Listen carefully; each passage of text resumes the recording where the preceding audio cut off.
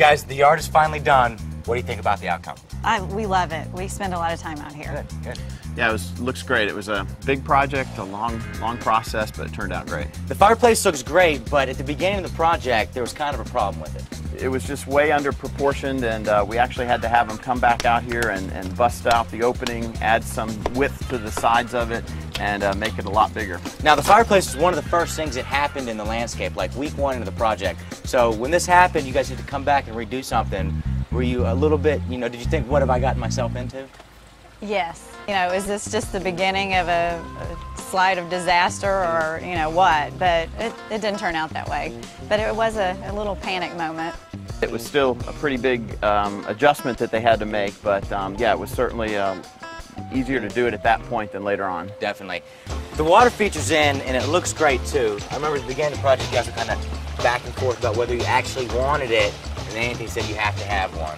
Yeah, so it's Anthony's pond. It is. It's Anthony's pond. We didn't really think we needed it. I thought, with the porch and the yard being re-landscaped, it wasn't something that we really was needed. I really didn't think I would enjoy it at all. I thought it was going to be an unnecessary feature, but I can tell you it's really been a nice addition. You even have a few fish in here, I see. We have fewer than we had before. What do you mean? We've had 2 go missing. We don't know exactly what happened to them. They're just gone. They're gone. What do you think it was, a bird or a cat? Maybe a bird. That's what several people have told us. That could be the problem. Well, hopefully you won't lose any more. I know. You guys, when you pull up the driveway, this entryway is the first thing you see. So you guys wanted to create kind of a grand entrance. We did. Just a definite entrance into our new yard. Andy, how come you went with a different fence design than the one you were originally looking at? Yeah, this wasn't the one we picked. Our designer sent us 2 options, and we both picked the one that was a little more intricate than this. Then he came back and said, "Oh no, that one won't work, so you got to go with the other one." So how come the other one wouldn't work? Well, it was I guess it was taller than this one, and the sizing he thought was just going to be a little bit out of proportion with the rest of the entrance. That brings us to the shade part of the garden. At the beginning of the project, Anthony said this was going to be your favorite part of the garden. Is it?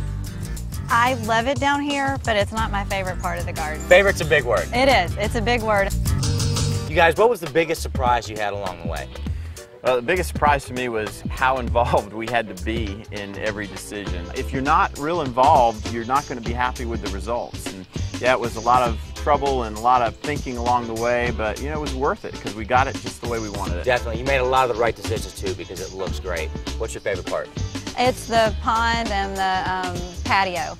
We spend a lot of time out here during the day. Several times we come out and feed the fish and just, we enjoy them and the shade, and it's very relaxing. And you guys weren't even sure whether you wanted the water feature at all. No. And now it's your favorite part. It is. It's absolutely our favorite Well, part. you guys, it turned out great. You packed a lot into a small space. Thanks for letting us be a part of the process. And thank you for joining us on Groundbreakers. We'll catch you next time.